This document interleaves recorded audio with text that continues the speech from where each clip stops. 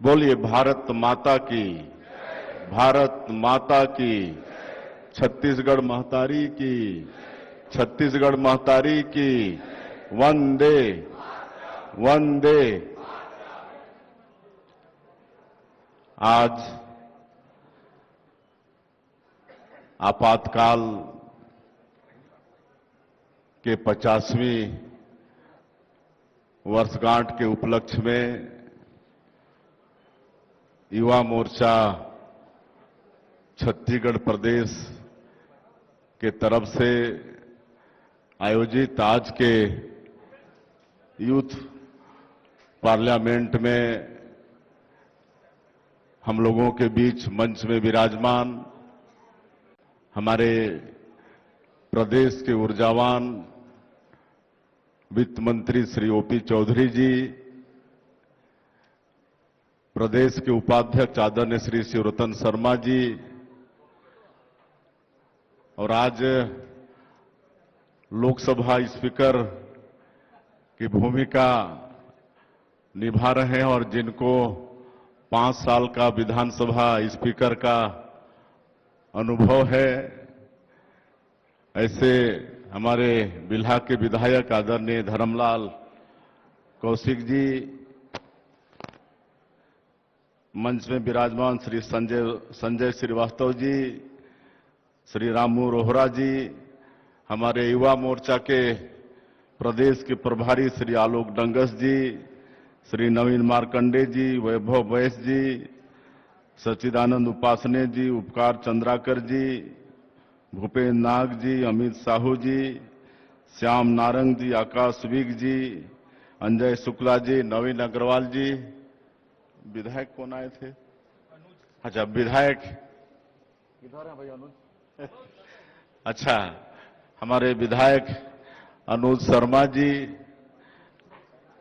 हमारे युवा मोर्चा के सभी पदाधिकारीगण, मंच में विराजमान हमारे सभी अतिथिगण, और आज के इस यूथ पार्लियामेंट में सांसदों की भूमिका में उपस्थित हमारे सभी युवा मोर्चा के भाइयों बहनों और बाकी प्रदेश भर से आए युवा मोर्चा के भाइयों बहनों और मीडिया के साथियों, सबसे पहले मैं युवा मोर्चा का आभार व्यक्त करना चाहूंगा कि आज के इस बहुत ही व्यवस्थित और बहुत ही भव्य यूथ पार्लियामेंट के आयोजन में हमें बुलाए, हमारा सम्मान किए, और मैं भी आप सब लोगों का आज के इस अवसर में अपने तरफ से हृदय से अभिनंदन और स्वागत करता हूं।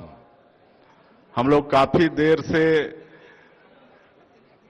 इस यूथ पार्लियामेंट की कार्यवाही देख रहे थे और मुझे अपने संसदीय कार्यकाल का पूरा स्मरण हो रहा था कि किस तरह हम भी भारत के पार्लियामेंट में 20 साल लगातार सांसद के रूप में थे और बहुत अच्छी प्रस्तुति, बहुत अच्छी हमारे भाइयों ने सांसद का रोल प्ले किया, यहां पर अपनी बातों को बहुत अच्छे तरीके से यहां पर रखे, और मैं तो निश्चित रूप से कहूंगा कि इसमें से निश्चित रूप से आगे हमारे विधायक सांसद जरूर आप सब लोग निकलेंगे। और आज 3 सत्रों में आज का एक कार्यक्रम हुआ है जिसमें हमारे विधानसभा के पूर्व अध्यक्षगण यहां पर लोकसभा स्पीकर का रोल प्ले किए हैं। आदरणीय श्री प्रेम प्रकाश पांडे जी वो भी आए थे, उनसे वो जा रहे थे तो मुलाकात हुई। आदरणीय गौरी शंकर अग्रवाल जी वो भी स्पीकर रहे, वो भी आए थे। अभी वर्तमान में श्री धर्मलाल कौशिक जी यहां पर स्पीकर की भूमिका निभा रहे हैं और माननीय ऑपोजिशन लीडर, इनका तो बहुत ही अच्छा रोल था और अंत में जो ऑपोजिशन लीडर की जो भूमिका थी उसको भी आप प्रधानमंत्री जी के पास जाकर गले मिले। बहुत बहुत धन्यवाद। और उस समय में, जब उस समय वो ओपोजिशन लीडर नहीं थे लेकिन सांसद थे, और प्रधानमंत्री जी से जब गले मिलने गए थे तो मैं पार्लियामेंट में था उस समय, और प्रधानमंत्री के रोल में हमारे सुमित, उनका तो कोई जवाब ही नहीं। बिल्कुल हमारे वर्तमान प्रधानमंत्री की आवाज भी उसी आवाज में भी और उसी शैली में अपना वो उद्बोधन दे रहे थे। तो ऐसे सभी 66 हमारे भाई बहन, आदरणीय शिवरतन शर्मा जी बता रहे थे कि आज सवेरे से आप लोग 66 लोग यहां पर आपातकाल की चर्चा पर भाग लिए और बहुत अच्छे से अपनी बात रखी। मैं सबको बहुत और पुनः बधाई देता हूं। बहुत अच्छा युवा मोर्चा का ये आयोजन, और 25 जून से ही हम लोग आपातकाल के जो 50वीं वर्षगांठ है, इसको हम लोग काला दिवस के रूप में और संविधान हत्या दिवस के रूप में भी मना रहे हैं। और मेरा सौभाग्य कि 25 तारीख को हम स्कूल के बच्चों के साथ आपातकाल के कार्यक्रम में थे, और 26 जून को जिस तरह से मुख्यमंत्री के नाते वर्ष 2025 में भी जितने जो हमारे प्रदेश के लोकतंत्र के सेनानी हैं और उनके परिजन हैं, उनका सम्मान करने का अवसर मिला था।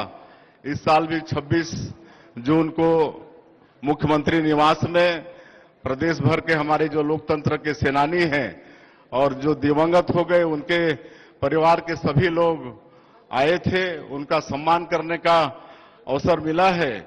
और यहां पर माननीय सच्चिदानंद उपासने जी हैं, जो स्वयं मीसाबंदी हैं, उनकी माता जी वो भी मीसाबंदी रही, और उन्होंने हमारे प्रदेश के जो लोकतंत्र के सेनानी हैं उनके साथ बराबर संपर्क बनाए हुए हैं, और एक लोकतंत्र सेनानी संघ का गठन भी किए हैं, जिसके वो राष्ट्रीय उपाध्यक्ष भी हैं, और बराबर उनके माध्यम से हम लोगों का भी लोकतंत्र के सेनानी और उनके परिजनों के साथ संपर्क होते रहता है। और मैं समझता हूं कि ये दिन भर आपातकाल पर आप लोगों ने चर्चा की है। 66 लोग आप लोग सांसद के रूप में उस पर चर्चा में भाग भी लिए हैं, अपनी बात भी रखी है। तो लोग ये आपातकाल के विषय में दोहराने की मैं आवश्यकता नहीं समझता हूं। 25 जून 1975 का वो दिन हमारे देश के लिए काला दिवस था। हमारा ये देश दुनिया का सबसे बड़ा लोकतांत्रिक देश है। हम लोग संविधान को एक पवित्र ग्रंथ मानते हैं, लेकिन 25 जून 1975 को तत्कालीन कांग्रेस की सरकार और तत्कालीन प्रधानमंत्री इंदिरा गांधी सिर्फ अपने स्वार्थ के कारण, सत्ता लोलुपता के कारण इस देश में आपातकाल थोप दी थी और लोकतंत्र की हत्या हुई थी। पूरे देश में 1 लाख से ज्यादा जो गैर कांग्रेसी थे, सभी लोगों को जेल के अंदर में डाल दिया गया था। और छत्तीसगढ़ में भी उस समय छत्तीसगढ़ राज्य बना नहीं था, लेकिन छत्तीसगढ़ से भी करीब 150 लोगों को जेल के अंदर में डाल दिया गया था। और मैं तो उस परिवार का भी हूं। हमारे बड़े पिताजी स्वर्गीय श्री नरहरि साई जी, वो भी मीसाबंदी थे। 19 महीना वो जेल काटे हुए थे। तो एक मीसाबंदी का परिवार को जो पीड़ा उस समय पहुंची, उससे मैं भी भोगी हूं। बाद में भले वो 77 के चुनाव में रायगढ़ से सांसद हो गए थे, और मोरारजी भाई की सरकार में केंद्रीय संचार राज्य मंत्री के रूप में उन्होंने काम भी किया। यहां पर कई परिवारों को मैं जानता हूं। यहां पर हम आ रहे थे तो अमन शर्मा मिले थे, युवा मोर्चा में हैं, कुनकुरी से। उनके दादा स्वर्गीय बालकृष्ण शर्मा, जिनको पूरे क्षेत्र में देवकी महाराज के नाम से जानते थे, जिनको मैं राजनीतिक गुरु मानता था, तो उनके पास में बैठता था तो अपने वो भी 19 महीना जेल में बंद थे। आपातकाल में तो उस समय जो उनके साथ और उनके साथ जो लाखों लोगों को जो पीड़ा झेलनी पड़ी, जो मिसाबंदी थे, वो बताते थे कि उनको खाना ठीक से मिलता नहीं था, खाने में कंकड़ होते थे, दाल में खाली पानी होता था, दाल का नामो निशान नहीं होता था, सब्जी के रूप में खाली गोभी का डंठल मिलता था। ये सारा चीज वो बताते थे। और कई ऐसे परिवार थे जिसमें स्वयं देवकी महाराज भी थे कि वो अपने परिवार के इकलौता कमाऊ सदस्य थे और उनके जेल जाने के बाद ऐसे परिवार को मतलब दाने दाने को मोहताज भी होना पड़ा। और किस तरह से जो लोग किसी तरह से जेल जाने से बच गए थे, वो लोग भेष बदल बदल कर रात में जाके मतलब उन तक राशन पानी और कुछ पैसा वैसा देने का काम करते थे, तब उनका चूल्हा चौकी जलता था। ये स्थिति थी। कितनों का परिवार बर्बाद हो गया, कितने बच्चों की पढ़ाई रुक गई। जो मीडिया लोकतंत्र का चौथा स्तंभ होता है, मीडिया के साथ सेंसरशिप लग गया, कितने मीडिया कर्मियों को जेल के अंदर भी डाल दिया गया। आपके हमारे जो आज के रक्षा मंत्री हैं आदरणीय राजनाथ सिंह जी, उनकी माता जी का देहांत हो गया, उनके अंतिम संस्कार में उनको जाने की अनुमति नहीं मिली। तो इस तरह से हमारे जो लोकतंत्र के सेनानी थे बहुत प्रताड़ना सहे। नसबंदी ऐसा गया क्या कि 60,000 लोगों का नसबंदी कर दिया गया, कुंवारे लोगों का भी नसबंदी कर दिया गया। इससे और दुर्भाग्य की बात क्या हो सकती है। तो तमाम ये बातें चर्चा में निश्चित रूप से आई होगी। तो ये काला दिवस या ये संविधान हत्या दिवस मनाने का यही आशय है कि इसको हम लोग जीवंत रखें और आने वाली पीढ़ी भी आपातकाल को नहीं भूले कि विश्व के इस सबसे बड़े लोकतांत्रिक देश भारत में ये जो कांग्रेस पार्टी है, जो एक परिवार की पार्टी है और ये अपनी कुर्सी के लिए, अपने स्वार्थ के लिए, सत्ता लोलुपता के लिए मतलब ये संविधान की हत्या करने तक भी उतारू रहते हैं। ये हमारे आने वाली पीढ़ी को भी मालूम रहे, इसलिए ये सब हम लोग दिवस मना रहे हैं। आप सब लोगों ने बहुत अच्छे से मनाया। और आदरणीय चौधरी साहब बता रहे थे कि हमारे छत्तीसगढ़ में करीब 300-350 परिवार है लोकतंत्र सेनानियों का, जिसमें बहुत लोग तो दिवंगत हो गए हैं, काफी लोग बचे हुए हैं। जब 15 साल भारतीय जनता पार्टी की सरकार थी, डॉक्टर रमन सिंह जी मुख्यमंत्री थे, तो उन्होंने उनको एक सम्मान देने के हिसाब से, एक सहयोग देने के हिसाब से लोकतंत्र सम्मान ऐसा एक कार्यक्रम लोकतंत्र सेनानी सम्मान योजना निकाले थे, जिसमें कुछ राशि उनको महीना महीना देते थे। लेकिन पिछली कांग्रेस की सरकार ने उसको बंद कर दिया था। हम लोग जब सरकार में पुनः आए तो उसको फिर शुरू किए हैं।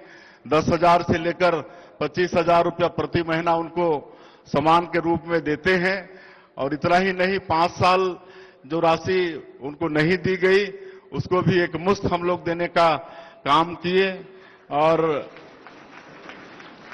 जो भी लोकतंत्र सेनानी है, उनके निधन हो जाने पर उनका अंतिम संस्कार राज के सम्मान के साथ करने का ये भी हम लोग प्रावधान किए हैं। और आने वाले समय में ये सम्मान निधि बंद नहीं हो, इसको हम लोग विधानसभा में लोकतंत्र सेनानी सम्मान विधेयक लाके कानून भी बना दिए हैं। अब कोई भी सरकार आएगी तो इस सम्मान निधि को मतलब बंद नहीं कर पाएगी। तो ऐसी भी व्यवस्था हम लोग छत्तीसगढ़ के विधानसभा में कर दिए हैं। और मैं ज्यादा नहीं बोलते हुए मैं युवा मोर्चा को धन्यवाद देना चाहूंगा इस सफल आयोजन के लिए, और आग्रह भी करना चाहूंगा कि आप सब लोग युवा शक्ति हैं, राज शक्ति हैं, तो ये आपातकाल क्यों लगा आप सबको मालूम है। और कैसे कैसे हमारे लोकतंत्र सेनानी कष्ट सहे, सब बातों को हमारी नई पीढ़ी को आप सब लोग उनको अवगत कराते रहें, ताकि आने वाला पीढ़ी ये सबको जानते रहे। और आप सब लोगों को बहुत बहुत शुभकामनाएं देते हुए निश्चित रूप से बहुत प्रभावित हुआ आप लोगों के परफॉर्मेंस से। मैं बहुत बहुत बधाई शुभकामना देता हूं। जय हिंद, जय छत्तीसगढ़।